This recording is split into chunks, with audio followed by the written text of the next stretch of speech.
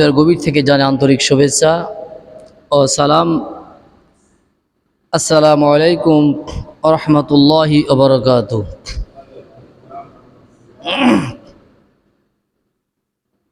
সম্মানিত উপস্থিতি, আজকে আমার আলোচনার বিষয়বস্তুর শিরোনাম হচ্ছে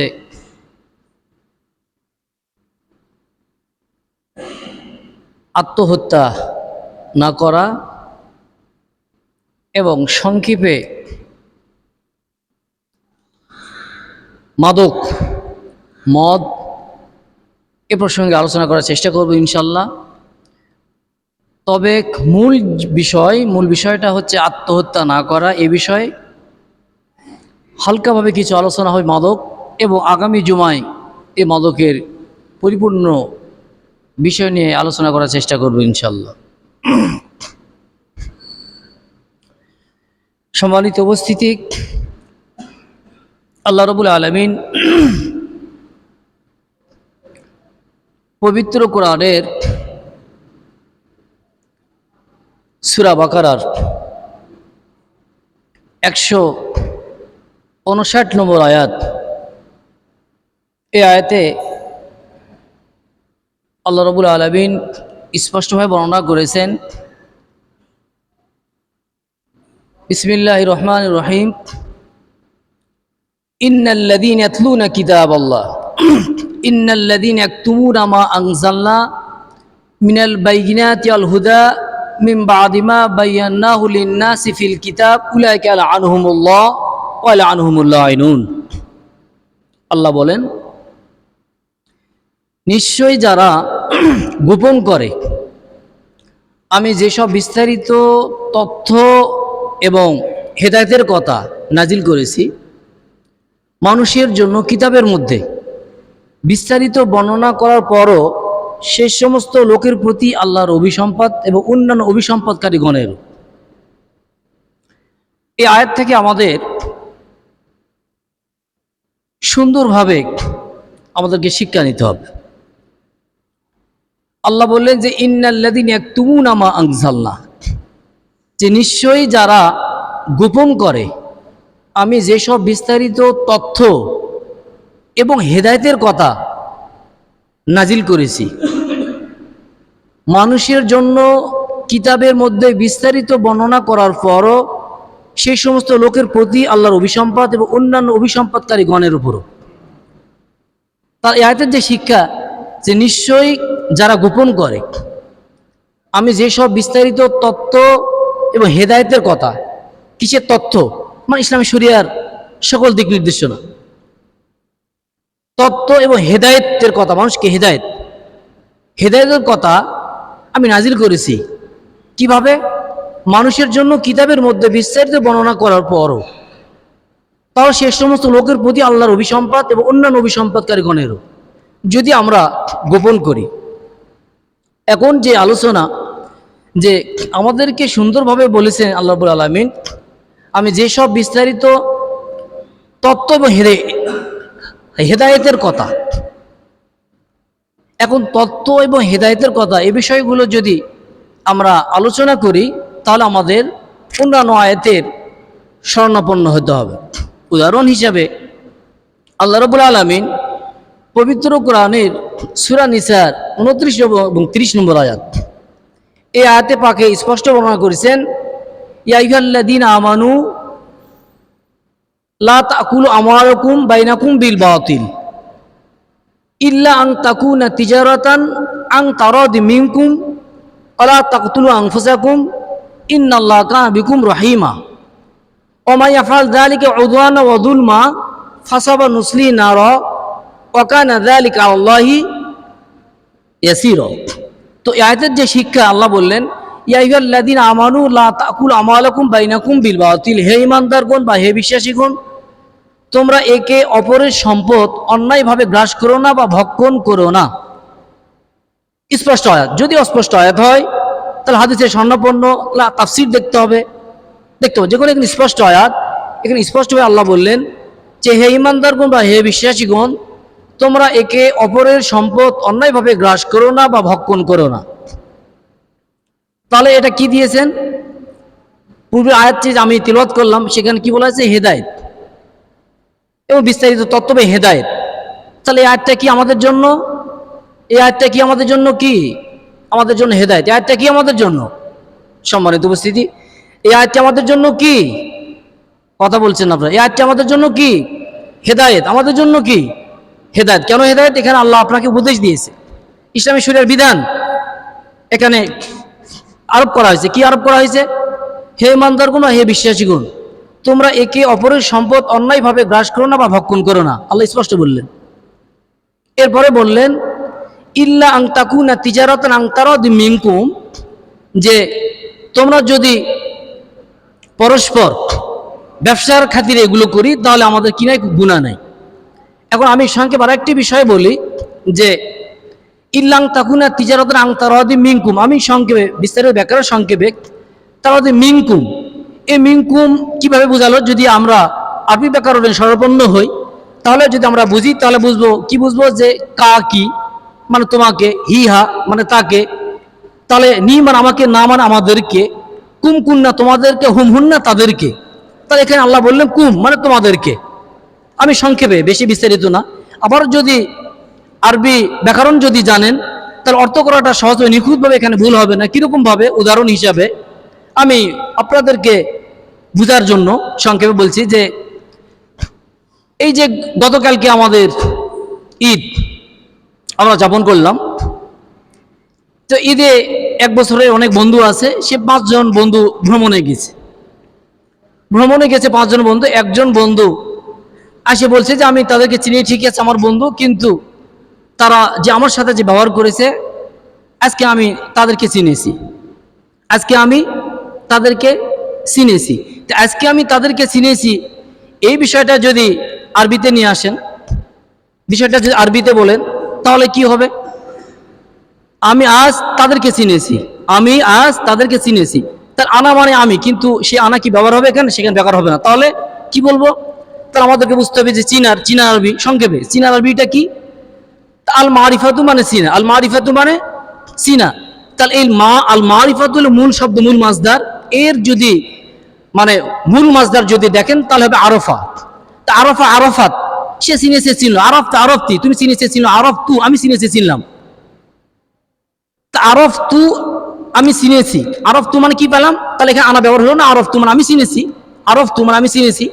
তাহলে আজ আলেওমা মানে কি?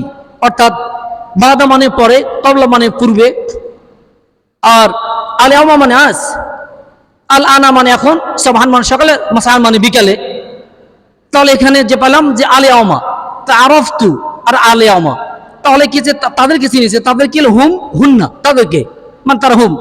তাহলে কি? আরফ তু হুমুল ইয়ামা, আজ আমি তাদেরকে চিনেছি। যদি আরবি ব্যাকরণ নিখুঁতভাবে পড়েন, যদি পড়েন তাহলে অর্থ করা আপনার জন্য সহজ, এখানে ভুলের আশঙ্কা খুব কম। তাহলে এখানে আরবিতে কি? আরফ তু হুমুল ইয়ামা, আজ আমি তাদেরকে চিনেছি। কথা বুঝতে পেরেছেন? তাহলে এখানে আল্লাহ বললেন ইল্লান তাকুনা তিজারাতা আন তারাদিম মিনকুম, যে তোমরা, মিনকুম তোমাদেরকে বলা হয়েছে, যে তোমরা যদি পরস্পর ব্যবসার খাতিরে এগুলো করো তাহলে তোমাদের কিনা কোনো গুনাহ নেই। ওয়ালা তাকতুলু আনফুসাকুম, এখানে আনফুসাকুম। এখন বিষয়টা হলো যে ওয়ালা তাকতুলু আনফুসাকুম, যে মতন উদাহরণ যদি আপনি ইংরেজি পড়েন তাহলে যদি নেগেটিভ শব্দ করেন তাহলে কি হবে? ডু নট অথবা ডাজ নট, ডু নট অথবা ডাজ নট। যদি আরবিতে বলেন তাহলে কি হবে? লা। যেমন উদাহরণ যে হাল আনতা তিলমিজুন, তুমি কি একজন ছাত্র? তাহলে কি বলবে? যে লা, বা লানা মুআল্লিমুন, আমি একজন শিক্ষক। তাহলে কিভাবে খেলা হচ্ছে? ইয়েস আর নো কিভাবে হলো? লা দ্বারা। হাল আনতা তিলমিজুন, তুমি কি একজন ছাত্র? লা, বা লানা মুআল্লিমুন, আমি একজন শিক্ষক। আমি একজন শিক্ষক। তাহলে এখানে কি হলো? যে লা দ্বারা। তাহলে এখানে কি বলা হয়েছে? ওয়ালা তাকতুলু আনফুসাকুম, ওয়ালা তাকতুলু আনফুসাকুম, তোমরা নিজেদের কাউকে হত্যা করো না। এখন ওয়ালা তাকতুলু আনফুসাকুম, এখানে মূল পয়েন্ট, অনেক বুঝার বিষয় আছে। ওয়ালা তাকতুলু আনফুসাকুম, এখানে আল্লাহ বললেন যে তোমরা নিজেদের কাউকে কি করো না? হত্যা করো না। প্রশ্ন হলো যে তাহলে এই হত্যার বিষয়টা আগে না নিয়ে আসে আগে কেন ব্যবসার কথা বললেন? কারণ সম্পদের বিষয়টা মেন। এই সম্পদের জন্য মানুষের মধ্যে বিশৃঙ্খলা বেশি হয়, হত্যাটা খুবই কম, সম্পদ যে লুট হয় এটা হলো বেশি। এই জন্য আল্লাহ ওই সম্পদ যে লুট হয় সেই বিষয়টা আগে নিয়ে আসছে, পরে হত্যার কথা বলা হয়েছে। তো এখানে বলো আল্লাহ তাকতুলু আনফুসাকুম, তো নিজেদের কাউকে হত্যা করুন। এখন এখানে যে সকল তাফসীর কারকরা সম্মতিক্রমে মত ব্যক্ত যেটা করেছেন সেটা বলা হয়েছে যে ওয়ালা তাকতুলু আনফুসাকুম শব্দের অর্থ করেছেন যে আত্মহত্যা না করা, কথা বলছেন আত্মহত্যা না করা। কিন্তু প্রশ্ন হলো যে আরবি ব্যাকরণ যদি পড়ি তাহলে বলা হয়েছে ওয়ালা তাকতুলু আনফুসাকুম, যে কুম না তোমাদেরকে কেন এটা নিজে চলে আসলো? তাহলে এখানে তারা আরবি ব্যাকরণ তো আর একটা, অনেক ব্যাকরণ, কিছু কিছু ব্যাকরণ আরবি পবিত্র কোরআন এমন ব্যাকরণ যেমন হচ্ছে আমি যে জানি তার বিপরীত চলে যাচ্ছে, কিন্তু না সেটা সঠিক। আপনার শিক্ষার আমার অভাব, আপনাদের শিক্ষার অভাব, কিন্তু কোরআন যে ব্যাখ্যা সেই ব্যাখ্যা সঠিক, সেই ব্যাখ্যা সঠিকভাবে যাচ্ছে। এই জন্য এখানে বলা হয়েছে ওয়ালা তাকতুলু আনফুসাকুম, তোমরা নিজের প্রাণের কথা বলা হয়েছে। কিন্তু আরবি ব্যাকরণ যে এতই জটিল, এখানে আবার বলা হলো যে নিজের কথা বলা হয়েছে, কিন্তু মূল হলো যে আমি নিজে আত্মহত্যা না করার কথা, কিন্তু এখানে নিজের কথা এখানে ইনভলভ, যে নিজে আত্মহত্যা করা যাবে না এবং নিজেদের কাউকে হত্যা করা যাবে না, একই সামিল। প্রশ্ন পয়েন্ট যে এখানে যে হত্যা করা যাবে না, নিজেকে আত্মহত্যা না করার নির্দেশ। এখন এখানে প্রথম যে হেডলাইন, সেই হেডলাইন হলো নিজে আত্মহত্যা না করা। এরপরে যেটা আসলো যে নিজেদের কাউকে হত্যা না করা। তবে এই দুটোর হলো উভয় কি নির্দেশ হলো উভয় সমান। আল্লাহ পাকের পক্ষ থেকে যে নির্দেশ, সেই নির্দেশ হলো নিজেকে আত্মহত্যা না করা, নিজেদের কাউকে হত্যা না করা, এটা হলো সমান বিধান। এটা কি সমান বিধান, কথা বুঝতে পেরেছেন, সমান বিধান। এ প্রসঙ্গে আল্লাহ রাব্বুল আলামিন সূরা মাইদার 32 নম্বর আয়াত, সূরা মাইদা 32 নম্বর আয়াতে আল্লাহ বললেন মান কাতালা নাফসান বিগাইরি নাফসিন ফাসাদিন ফিল আরদ ফাকান্নামা কাতালান নাসা জামিয়া। আল্লাহ বলেন যে কেউ প্রাণের বিনিময়ে প্রাণ অথবা সমাজে বিশৃঙ্খলা সৃষ্টিকারী ছাড়া কাউকে হত্যা করে, সে যেন গোটা মানব জাতিকে হত্যা করে। এবং যে কেউ প্রাণের বিনিময়ে প্রাণ অথবা সমাজে বিশৃঙ্খলা সৃষ্টিকারী ছাড়া কাউকে হত্যা করে, সে যেন গোটা মানব জাতিকে হত্যা করে। পরে আয়াত ওমান আহইয়াহা ফাকান্নামা আহইয়ান নাসা জামিয়াত, and whoever saves a single life save the life of the entire human race, and whoever saves a single life save the life of the entire human race। যে এবং যে কেউ একটি নিরপরাধ প্রাণ বাঁচালো বা রক্ষা করলো, সে যেন গোটা মানব জাতির প্রাণ বাঁচালো বা রক্ষা করলো। আল কোরআন, কথা বুঝতে পেরেছেন? তাহলে বিধান সমান। নিজেকে আত্মহত্যার যে বিধান দিয়েছে, যে গুনাহ, আপনি যে কাউকে নিরপরাধ কাউকে যে হত্যা করেন একই গুনাহ। এই বিষয়ে আমার একটি কথা, সে বিষয়টা হলো যে পবিত্র কোরআনের সূরা নিসার 93 নম্বর আয়াত, এই আয়াতে আল্লাহ বললেন আমা ইয়াকতুল মুমিনা মুতাআম্মিদান ফাজাযাহু জাহান্নামু খালিদান ফিহা ওয়া গাদিবা আলাইহি ওয়া লানাহু ওয়া আ'আদ্দা লাহু আযাবান আযীমা। আল্লাহ বললেন যে ব্যক্তি স্বেচ্ছাক্রমে একজন মুসলিমকে হত্যা করলো, তার ঠিকানা হচ্ছে কি জাহান্নাম। এখন এখানে বসা হলো যে খালিদান মানে শব্দ আরবি ব্যাকরণ, যদি খালিদান বলেন তাহলে কি হচ্ছে যে অনন্তকাল। যদি বলে আবাদান অর্থ করলে আবাদান মানে কখনো, মাতি মানে কখন, আবাদান মানে কখনো। তাহলে এখানে সে যদি অপরাধ করে, এখন বিষয়টা হলো যে এই বিষয়ের মধ্যে একটি জটিলতা আছে। এই জটিলতা বিষয় আপনাদের সামনে উপস্থাপন করছি, সুন্দরভাবে শোনার চেষ্টা করবেন এবং বাইরে প্রচার করবেন ইনশাল্লাহ। এখন আমাদের মধ্যে অনেক কিছু আলেম আছেন, যারা আলেম আছেন তারা একটি বিষয়ে বলেন, সে বিষয়টা হলো, তাদের বক্তব্য হলো যে সহিহ বুখারীর একটি হাদিস, সে হাদিসে স্পষ্ট বর্ণনা করেছে যে ব্যক্তি জাহান্নামে যাবে, ইসলাম ধর্মে গ্রহণ করে, যদি সে মারফিট থেকে মুসলিম হিসেবে মুসলমান হিসাবে ভূমিষ্ঠ যদি হয়, মুসলিম হিসাবে যদি ভূমিষ্ঠ হয়, তাহলে সে যত বড় অপরাধ করুক না কেন, সে নাকি তাকে জাহান্নাম খাটার পর তাকে নহর থেকে গোসল করে তাকে নিয়ে আসা হবে।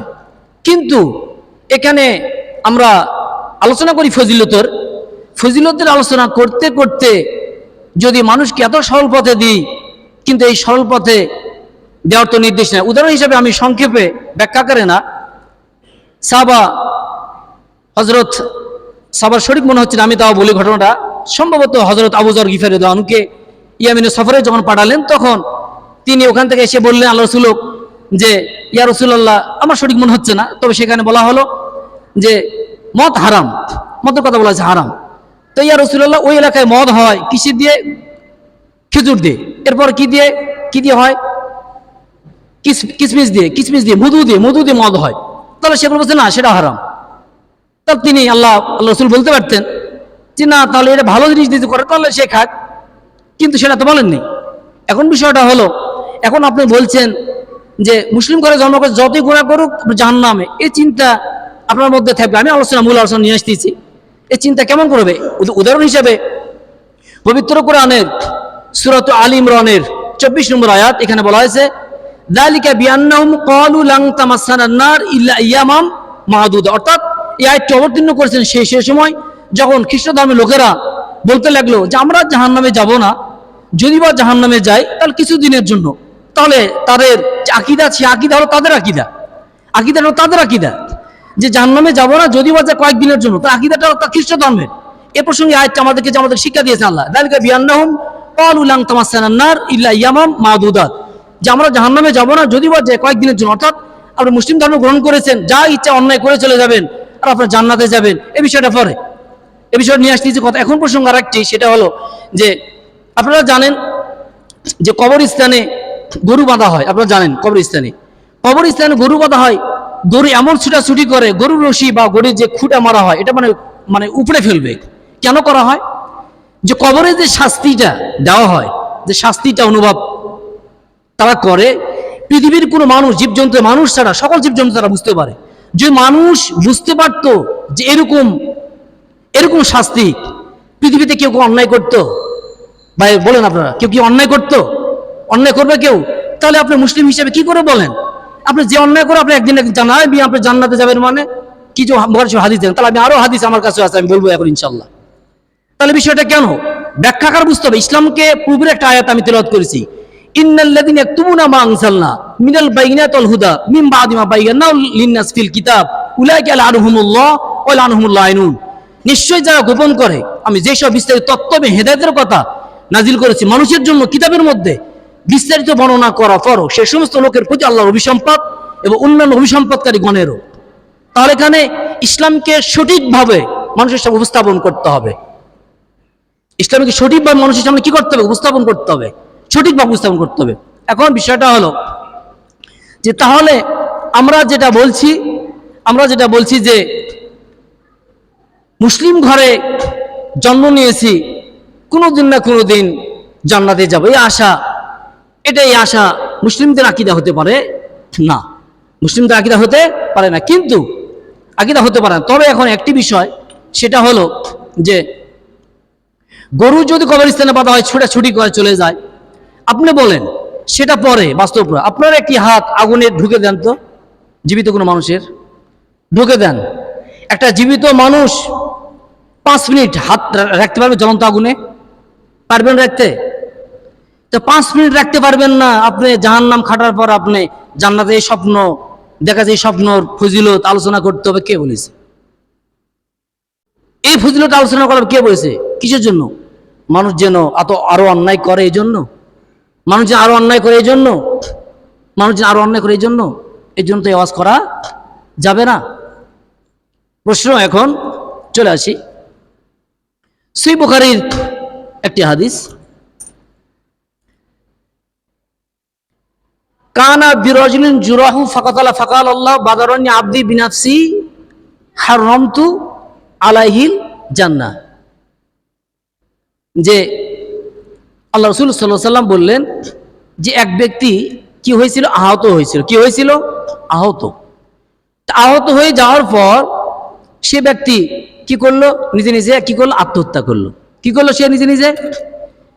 নিজে আত্মহত্যা করলো। তো নিজে যখন আত্মহত্যা করলো, তখন আল্লাহ কি বললেন? আল্লাহ সেই দ্যাট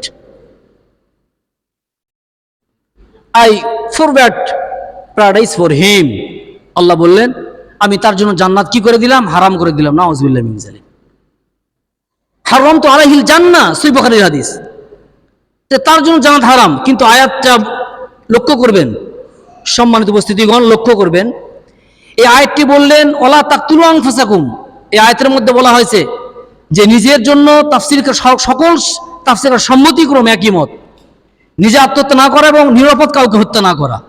এখানে অপরাধের দিক দিয়ে সমান অপরাধ।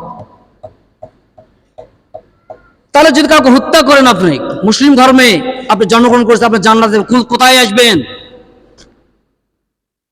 আফালা তাদাব্বারুনাল কুরআন ওয়ালাউ কানা মিন ইনদি গায়রিল্লাহি ওয়াজাদু ফি ইখতিলাফান কাসীরা। কোরআন এবং হাদিসের মধ্যে এমন কোনো বিষয় না যে বিষয় সাংঘর্ষিক। তবে আপনি বুঝতে ভুল করেছেন, আপনি পড়াশোনা করেননি, না পড়াশোনা করে এই বিষয়গুলো আলোচনা করবেন কেন? কিসের জন্য? মানুষকে উদ্বুদ্ধ করার জন্য? অপরাধ যেন মানুষ করে এই জন্য? এখানে নয়। আচ্ছা, এরপরে আরো হাদিস, সহিহ মুসলিম শরীফের হাদিস, মান কাতালা নাফসাহু বিহাদিকাতিন উযিবা বিহা ফি নারি জাহান্নাম। আল্লাহ রাসূল সাল্লাল্লাহু আলাইহি ওয়াসাল্লাম এই হাদিসের রাবী, সহিহ মুসলিম শরীফের হাদিস, মুসলিম শরীফের প্রথম খণ্ডের 166 নম্বর পৃষ্ঠায় এই হাদিস আছে। মুসলিম শরীফের প্রথম খণ্ডের 166 পৃষ্ঠায় এই হাদিস আছে, মান কাতালা নাফসাহু বিহাদিকাতিন উযিবা বিহা ফি নারি জাহান্নাম। আল্লাহ রাসূল সাল্লাল্লাহু আলাইহি ওয়াসাল্লাম বললেন, যে ব্যক্তি কোন লোহার অস্ত্র দ্বারা a person who commits suicide with an iron weapon will be punished with that weapon. A person who commits suicide with an iron weapon will be punished with that weapon. আল্লাহ রাসূল সাল্লাল্লাহু আলাইহি ওয়াসাল্লাম বললেন, যে ব্যক্তি কোন লোহার অস্ত্র দ্বারা আত্মহত্যা করলো, সে অস্ত্র দিয়ে জাহান্নামে তাকে শাস্তি দেওয়া হবে। সহিহ মুসলিম শরীফের হাদিস। এরপরে হযরত আবু হুরায়রা রাদিয়াল্লাহু আনহু থেকে বর্ণিত সহিহ মুসলিম শরীফের আরো একটি হাদিস, এই হাদিসও সহিহ মুসলিমের প্রথম খণ্ডের 166 নম্বর পৃষ্ঠায় আছে। আন আবি হুরায়রা রাদিয়াল্লাহু আনহু قال قال رسول الله صلى الله عليه وسلم من قتل نفسه بحديدة فحديدته في يده يتوجا ومن شرب السم فقتل نفسه فهو يتحساه في نار جهنم خالدا مخلدا فيها أبدا. Allah said that thus it will stay there forever. সেখানে সে চিরকাল অবস্থান করবে। হযরত আবু হুরায়রা রাদিয়াল্লাহু আনহু থেকে বর্ণিত, তিনি বলেন রাসূলুল্লাহ সাল্লাল্লাহু আলাইহি ওয়াসাল্লাম ইরশাদ করেছেন, যে ব্যক্তি কোন লোহার ধারাল অস্ত্র দ্বারা আত্মহত্যা করবে, জাহান্নামের মধ্যে সে অস্ত্র তাকে দেওয়া হবে, সে অস্ত্র দিয়ে পেটে কি করতে থাকে? আঘাত করতে থাকবে। Thus it will stay there forever. সেখানে চিরকাল, খালিদান মুখাল্লাদান আবাদা, চিরকাল। এখানে তো আসার কোনো সুযোগ নেই, আচ্ছা, আরেকটি প্রশ্ন, সে প্রশ্নটা হলো যে পবিত্র কোরআনের সূরা নিসার 93 নম্বর আয়াত, এই আয়াতের মধ্যে বলা হয়েছে যে ওমা ইয়াকতুল মুমিনাম মুতাআম্মিদান ফাজাউ জাহান্নামু ফিহা ওয়া গাদিবা আলাইহি ওয়া লাআনাহু ওয়া আ'আদ্দালাহু আযাবান আযীমা। এখানে যদি একতুল মানে এখানে অন্যান্য ধর্মাবলম্বীর কথা বলা হয়েছে, অন্যান্য ধর্মাবলম্বী, এটা মুসলিমের কথা বলা হয়নি, তবে যে ব্যক্তি স্বেচ্ছাক্রমে কোনো মুসলমানকে হত্যা করে, যে তার ঠিকানা হলো অনন্তকাল। তবে এখানে বিষয়টা হলো যে এখানে আমি যতটুকু পড়েছি, আমার শিক্ষক যারা আছে তাদের কাছে একাধিক বাবার এই বিষয়টা 2 বছর ধরে আমি অধ্যয়ন করেছি, 2 বছর ধরে আমি জেনেছি।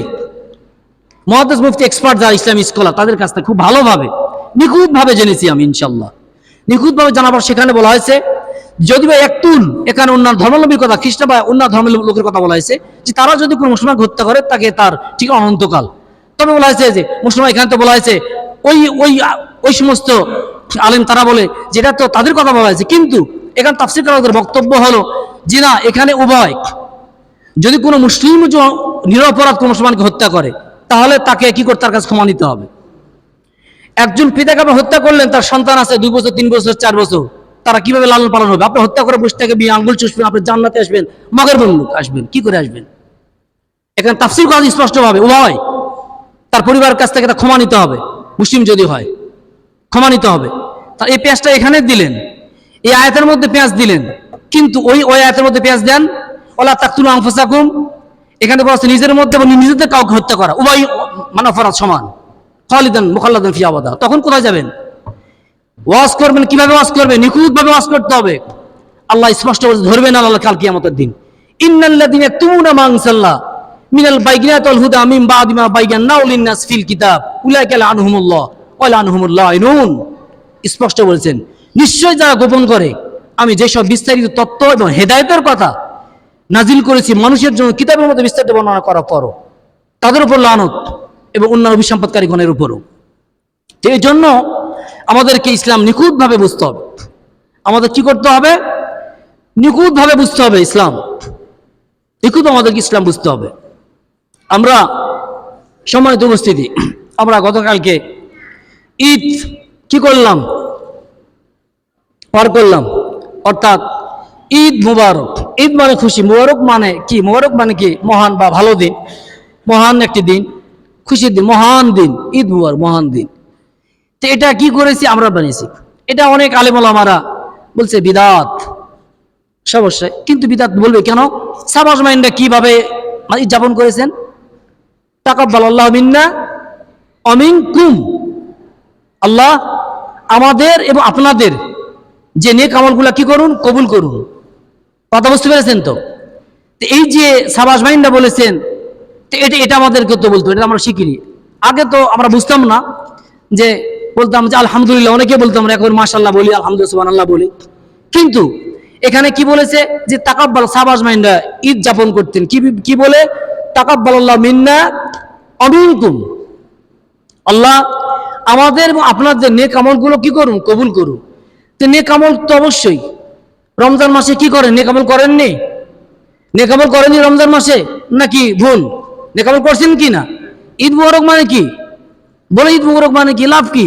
খুশির দিন, মহান দিন, লাভ কি? আর এখানে কি বলা আছে? সাবাস মানে কি বলতেন? সাবাস মানে কি বলতেন? তাকাব্বালাল্লাহু মিন্না ওয়া মিনকুম, আল্লাহ আমাদের এবং আপনাদের নেক আমলগুলো কি করুন? কবুল করুন। তো নেক আমল তো রমজান তো নেক আমল করেছেন, রমজান নেক আমল করেননি? করেছেন তো নেক আমল, রমজান নেক আমল করেছি আমরা। তাহলে আমরা তো এটাই বলবো। কি বলবো আমরা? আমরা কি বলবো? আজ থেকে আমরা শিখবো কি না ইনশাআল্লাহ? তাকাব্বালাল্লাহু মিন্না ওয়া মিনকুম, তাকাব্বালাল্লাহু মিন্না ওয়া মিনকুম, আল্লাহ আমাদের এবং আপনাদের নেক আমলগুলো কি করুন? কবুল করুন। তো নেক আমল করেছি তো, না কি বলেন? সম্মানিত উপস্থিতি, কি বলেন? আমরা করেছি নাকি করিনি? আমাদের কোনটা বলার দরকার? ঈদ মুবারক বলবো না তাকাব্বালাল্লাহু মিন্না ওয়া মিনকুম এটা বলবো? কোনটা বলবো? সাবাস মাইন্ডের আদর্শ আমরা কি নিব না? আমরা কি নিব না? সাবাস মাইন্ডের আদর্শ, সাবাস মাইন্ডের আদর্শ আমাদেরকে নিতে হবে। তাহলে এই বিষয়গুলো আমাদের কি করতে হবে? শিখতে হবে। আমরা অনেকেই পিছিয়ে আছি শিক্ষা দিকে, ইনশাল্লাহ আমরা শেখার চেষ্টা করছি আর কি। যাই হোক, সম্মানিত উপস্থিতি,